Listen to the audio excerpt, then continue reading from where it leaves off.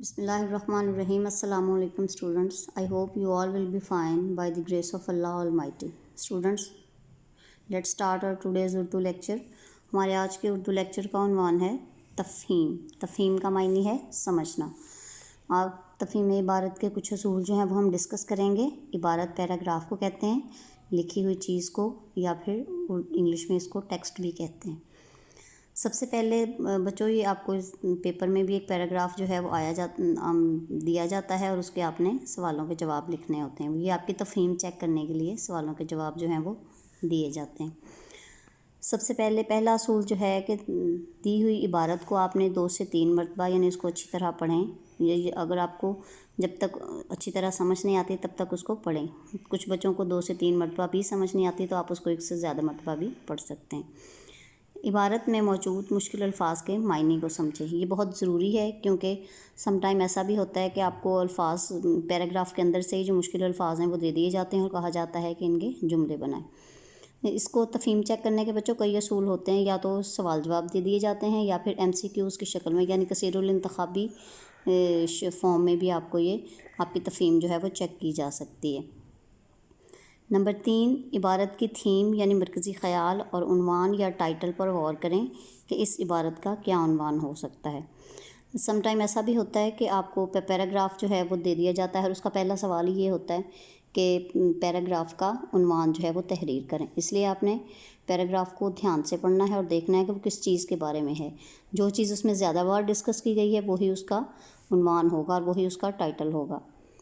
Point number 4, हर सवाल को गौर से पढ़ें और समझें और जवाब जो है वो जुमले की सूरत में तहरीर करें. यानी मुकम्मल जुमले में आपने जवाब लिखना है. जैसे फ़र्ज़ करें आपको पूछा जाता है कि पाकिस्तान के बानी कौन हैं, तो आप लिख देते हैं कि जस्ट कायद-ए-आज़म. तो ये आपका जवाब जो है वो दुरुस्त नहीं है. आपने पूरा जवाब लिखना है कि कायद-ए-आज़म मोहम्मद अली जिन्ना पाकिस्तान के बानी हैं. नेक्स्ट पॉइंट जो है वो जवाब लिखते वक्त ज़माने के इस्तेमाल का ख़याल रखें. इसमें ज़माने का इस्तेमाल मतलब जैसे आपके फ़ेल हाल में सवाल पूछा जाता है तो आपने उसका जवाब भी मौजूदा ज़माने में ही देना है, यानी फ़ेल हाल में ही देना है. ये नहीं है कि सवाल मौजूदा ज़माने में पूछा जा रहा है और आप उसमें जवाब लिखते वक्त आप उसमें फ़ेल मुस्तकबिल का जो है वो इस्तेमाल करें या फ़ेल माजी का इस्तेमाल करें. और इसमें रमूज़ व औक़ाफ़ की अलामात लगाएँ और उसमें उसका भी ख़याल रखें. यानी अगर आपने सादा जुमला लिखा है तो उसमें आप ख़त्मा लगाएंगे. अगर सवालिया निशान सवाल को ही आपने पूछना है, सवाल के जवाब में कोई जुमला लिख रहे हैं तो उसके आगे सवालिया निशान लगाना है. मोस्टली जो है वो मुस्बत जुमला यानी सादा जुमला ही होता है, उसके साथ आपने ख़त्मा लगाना है. नेक्स्ट जो है, जवाब लिखते वक्त इस बात का ख़याल रखें कि जवाब जो है वो आपका टू द पॉइंट हो और गैर ज़रूरी तफसील देने से परहेज़ करें. कुछ बच्चे जो हैं वो जवाब लिखते वक्त देख लेते हैं कि ये लफ्ज़ इसमें आ रहा है तो वो पूरी दो लाइनें लिख देते हैं. ये जो है वो इम्प्रेसिव नहीं है, इसके आपको मार्क्स नहीं मिलते. तो आपने जो बात पूछी गई है आपने सिर्फ उसका टू द पॉइंट जो है वो जवाब देना है और गैर ज़रूरी तफसील जो है वो नहीं लिखनी. Thanks and have a nice day.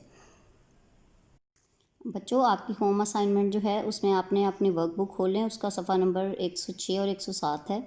मैंने साथ इमेज भी शेयर कर दिया है. उसको पैराग्राफ को अच्छी तरह पढ़ें और उसमें जो है वो MCQs टाइप जो हैं वो सवाल दिए गए हैं, उसको हल करें और मुझे सेंड कर दें.